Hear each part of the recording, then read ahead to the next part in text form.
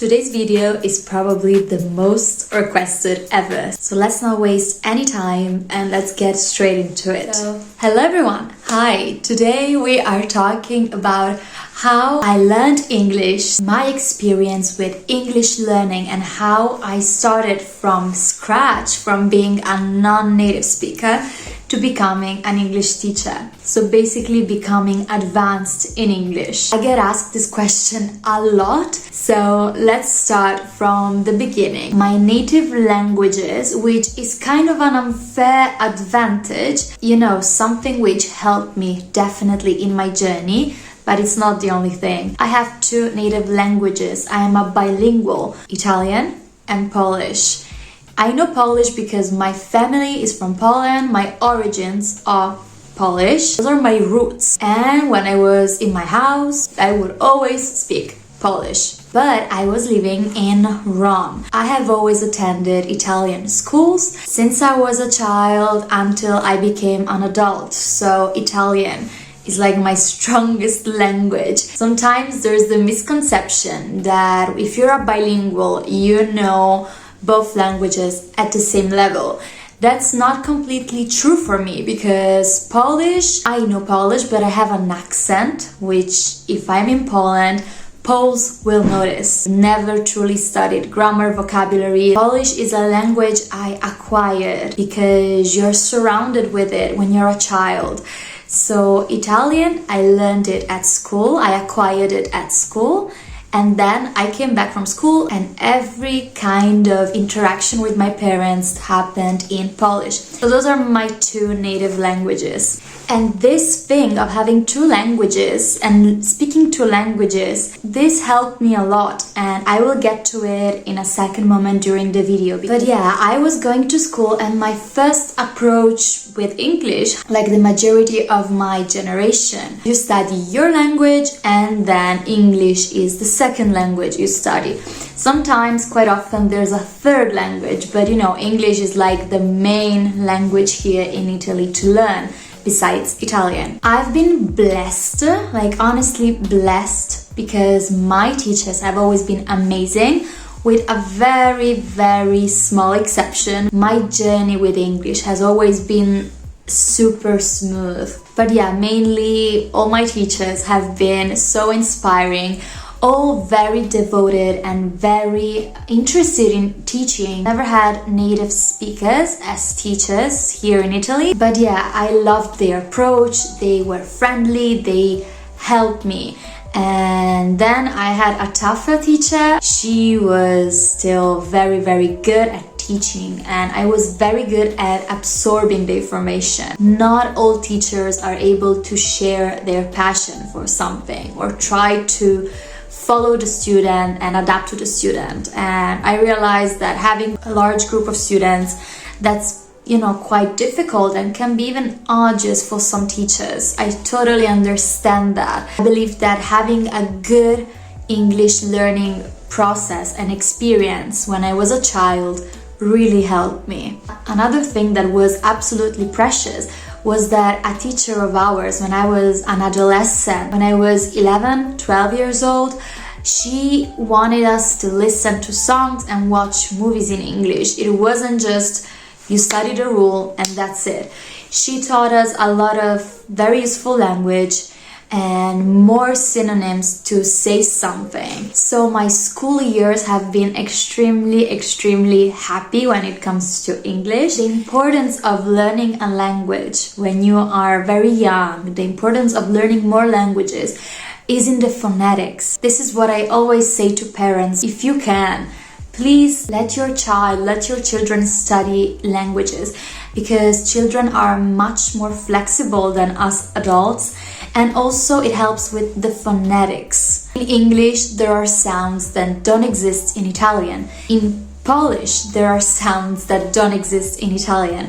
So the fact that I was able to speak Italian and Polish helped me with my, let's say, muscle and bone structure. For real, it helped me to create more sounds. And the fact that I learned English as well when I was very young, it also helped me produce those sounds. So it's not all about grammar rules, it's not about just learning the things from the book, but actually practicing the sounds, especially if you're a child, if you're very, very young, because in that period you can make the biggest progress. Somebody could ask, okay, if I had a bad childhood experience or if I didn't study languages when I was a kid, I can't learn a language. That's not completely true. Of course you can learn, but it's a bit more difficult because maybe you're a bit less flexible, but it doesn't mean that it's impossible. Absolutely not. So then I finished high school. I didn't know what to do, and honestly that was a bit of a, I don't know, let's call it a luck,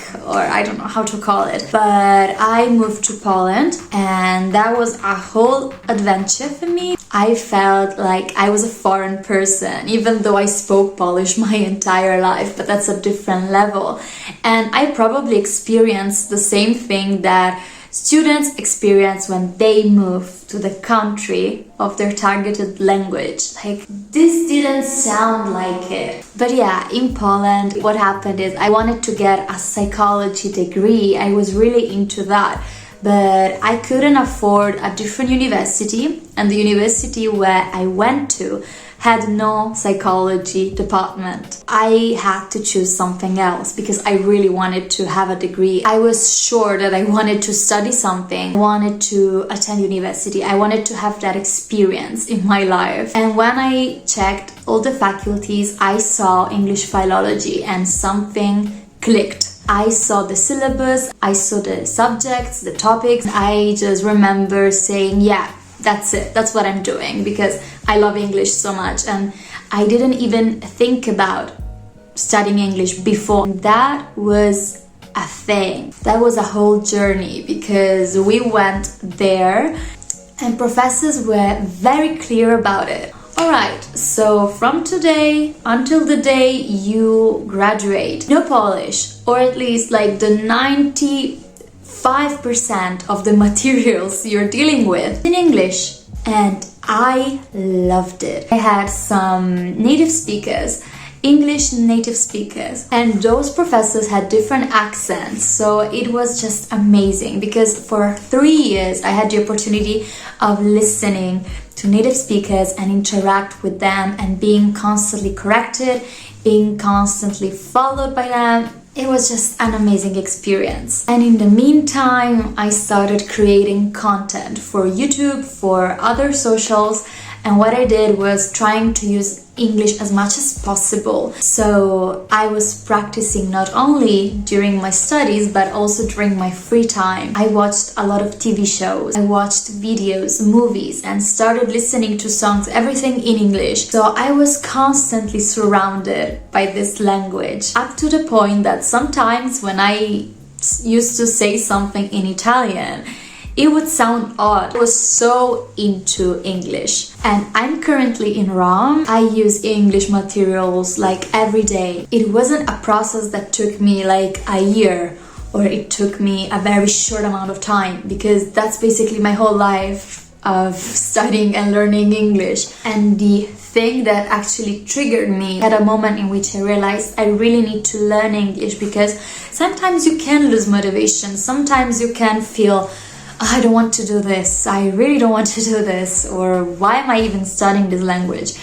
I was once at the airport when I was probably 15 years old, 14 or 15 years old. I remember, this is like a vivid memory. A flight attendant approached us and I was the only one who was studying English. I wasn't very good. My family, zero English.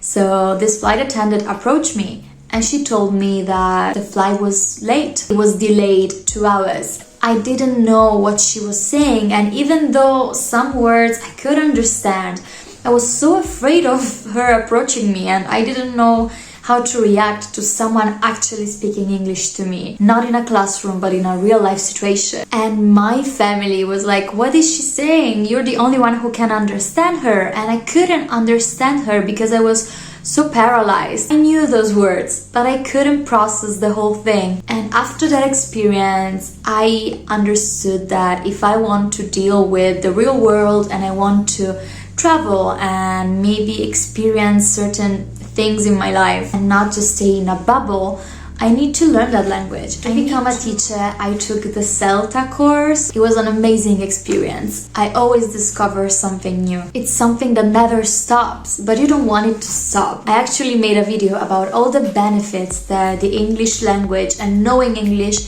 actually brought to my life. You can start today, you can start now. Just with this video, you have already started. If you want to really improve your English, just keep learning. Keep constantly trying to learn and be curious about it. So yes, I hope this video answered your questions about how I learned English. Thank you so much for watching this video, and if you want to share your language learning experiences, your English learning experiences, do so in the comments, and I will see you soon with a new video of mine.